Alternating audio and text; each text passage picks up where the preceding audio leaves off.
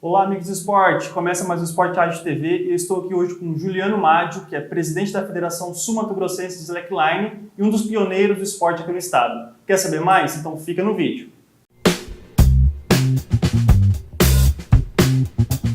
Juliano, muito prazer receber aqui você no Esporte Ágil. Você que já concedeu entrevista em 2015, já é um membro aqui da família Esporte Ágil. Eu queria começar perguntando quando você teve o primeiro contato com o Slackline, quando você viu e decidiu participar desse esporte? O Slackline eu conheci no ano de 2012, no final do ano, e foi através da internet. Até então o Slackline ele era pouco conhecido, né?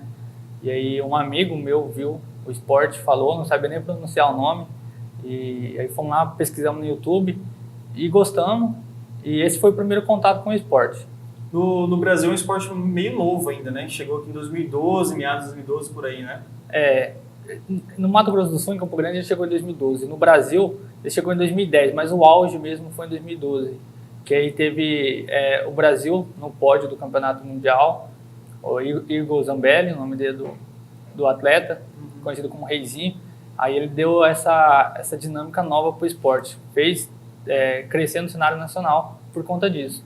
Aí, em 2012 eu conheci e introduzimos aqui no estado também. E quando você começou a praticar, você nos locais públicos que tinham grande, a galera tinha curiosidade, o pessoal via curiosidade naquilo, você, digamos, foi um pioneiro aqui em Campo Grande desse esporte. Como que as pessoas, elas procuravam você para praticar? Então, o intuito no começo era só brincadeira, era chegar, armar o slack e brincar, armar a fita e brincar. E aí começamos a notar justamente isso, que colocava fita em locais na praça, na própria Orla Morena, e isso atraía bastante curioso, que depois alguns viraram adepto. E aí a gente fazia o convite, você quer aprender? Vem cá, vamos te ensinar. E aí assim começou a difundir aqui, começou a ganhar destaque no cenário nacional também, por conta do próprio atleta que foi campeão, e então tinha muita entrevista, muita matéria em âmbito nacional. Globo Esporte, até no Faustão teve, depois chegou a ter na novela, então isso fez com que crescesse, e aí o pessoal conhecia, via na TV, e depois na rua, na praça, quando a gente estava andando, ele chegava e aí fazia essa ligação.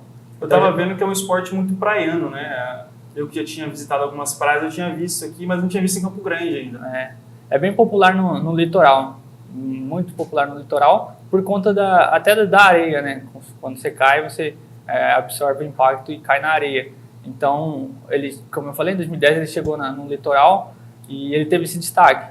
Aí começou a evolução do esporte. Na verdade, em 2010, começaram uma empresa, a Gibbon, que é a pioneira do esporte, ela viu que o esporte estava em evolução, ela criou um material específico para a prática de slackline, que proporcionou manobras novas, que são pulos, saltos, muito por conta desse time que eles tiveram. O esporte está crescendo, vamos evoluir junto. Aí desenvolveu um material novo e chegou para todos o acesso. Porém, o pessoal da praia se desenvolveu muito mais rápido e popularizou mais por conta disso, por conta de se você cair, absorve o impacto. Não machuca tanto também. Não machuca tanto. E tem tudo a ver também, né? O slackline, a sensação de equilíbrio, tudo com o ambiente de praia. Mas é um esporte que pode ser praticado em qualquer local. Juliano, e é difícil praticar? Eu olhando assim, eu nunca pratiquei, uma pessoa que nunca praticou, começa do zero, é difícil para ela aprender? Quanto tempo que ela aprende? Não, o interessante do slackline é bem isso. Qualquer um pode praticar. Ele tem várias vertentes, né? Então, você vai conhecer o slackline, você vai ver com qual você vai se adaptar. É difícil determinar um tempo exato, mas geralmente, com uma prática do slackline umas 2 vezes por semana, você consegue atravessar a fita e voltar em questão de 1 a 2 meses. 2 vezes por semana, você fazendo uma aula 2 vezes por semana. Agora, se você for pegar para praticar uma semana corrida, assim, no máximo 2 semanas você está tendo equilíbrio na fita. Não é o equilíbrio perfeito, mas você já consegue ir e voltar na fita, que é o básico. E aí depois disso vai evoluir, você vai ver qual vertente você vai se encaixar melhor e vai colocar o seu treino baseado naquilo. Eu imagino que muitas pessoas desistam na primeira vez, né? Não conseguem se equilibrar, falar, não consigo. Acontece isso? Acontece como qualquer outro esporte. O interessante é justamente isso. No slackline a gente trabalha muito essa ideia de trabalhar o foco, a determinação. Então o slackline traz benefícios tanto físico quanto mental. O mental seria essa parte, de estar motivando, de não desistir e incentivando. Tanto que numa aula a gente trabalha as duas partes, tanto a física quanto a mental. Acontece de desistir, porém quem se dedica e quem faz tem retorno na questão de cumprir o desafio. Então, é bem fácil. É um esporte dinâmico, atende crianças, jovens, adultos, idosos, e conseguimos também adaptar ele para uma maneira que pessoas com portadores de necessidade pudessem ter a sensação da vivência da prática do slackline. Vocês têm até um projeto na Inclusão Radical. Como que foi esse projeto que vocês fizeram recentemente, agora em março mesmo? Como é que foi isso? Esse projeto é um projeto que tem idealização de 2 parceiros, e eles fizeram um convite para a federação, justamente comigo, poder introduzir slackline, que seria um festival de slackline adaptado. Foi feito nesse dia vivência, foi criada uma pista sensorial e também armamos fitas. A ideia do festival era fazer com que eles tivessem a vivência. Então, foi bem bacana. E a ideia do esporte, desde o início, da ideia do slackline, quanto representante, era difundir o esporte e fazer inclusão. No final do ano passado, nós realizamos uma oficina para deficientes visuais, lá na UFMS, juntamente com outro parceiro. E foi bem legal. A vivência que eles tiveram pode agregar para eles e tanto para nós, na questão de trabalho do equilíbrio. A gente aprende muito com eles também. E foi uma experiência bem bacana. Juliane, você também ensina outras pessoas, né? Você criou uma equipe, você é instrutor. Quantas vezes por semana você dá treinos aí? Qual que é a sua rotina de treinos? Então, em 2012 conheci o esporte e por conta disso acabamos virando referência por ter participado de competições e tal. E o que aconteceu? Criamos um time, que a gente chama de Adrenaline Team, que seria o time da adrenalina. A ideia era justamente formar grupos, formar opções para quem quisesse aprender o slackline e viver na prática. Hoje a gente trabalha no Adrenaline com aula 2 vezes na semana, e você pode conhecer através das redes sociais, você agenda uma aula, você faz. Além do slackline, a gente agregou o treinamento funcional. E tem uma parte de relaxamento, que seria a meditação. Então nessa aula você encontra tanto a ideia do equilíbrio físico quanto o mental. Você falou que em 2012 começou aqui em Campo Grande. Eu lembro que foi até uma febre ali, 2013, 2014, você via... tinha um coqueiro aqui, outro coqueiro aqui, a pessoa armava e já fazia. Ainda está essa febre ou deu uma baixada no número de praticantes? Aqui em Campo Grande deu uma baixada, digamos que deu uma baixada. A febre foi justamente no ano de 2012 até 2015, que teve o auge, assim, muito por conta disso, do Brasil estar no cenário nacional, a gente sempre ter matérias na rede nacional, e até mesmo a gente estava bastante, estava com muita visibilidade por conta de estar participando de competições. Até em 2015 teve o Fórum Mundial, no qual participei também. Então, e a gente tinha um evento que era mensal, o Slack Day. Isso fazia e fomentava o esporte também. Só que acabou dando uma parada por conta de ter, talvez, da mídia não estar divulgando tanto, mas você ainda encontra no Parque das Nações, você vai lá, ainda tem o nosso grupo que segue firme e forte lá, mas deu uma diminuída, assim. E no interior tem também praticantes? Você tem conhecimento disso? Sim, no interior tem. No ano de 2016 nós fizemos um circuito Pantanal de slackline, no qual a gente rodou cidade de Coxim, cidade de Paranaíba, tem praticante também. Fomos para Rio Verde, Piraputanga, aqui da UANA, tem praticante, sim. É bem legal essa ideia, porque eles foram pessoas que participaram do Slack Day aqui em Campo Grande, quando retomaram para a sua cidade, acabaram introduzindo o slackline lá. E aí a nossa ideia era dar suporte. Então, como tinha slackline lá, a gente acabava levando algum evento para lá. E juntamente com o slackline tinha outras atividades também, mas o slackline era a atividade principal.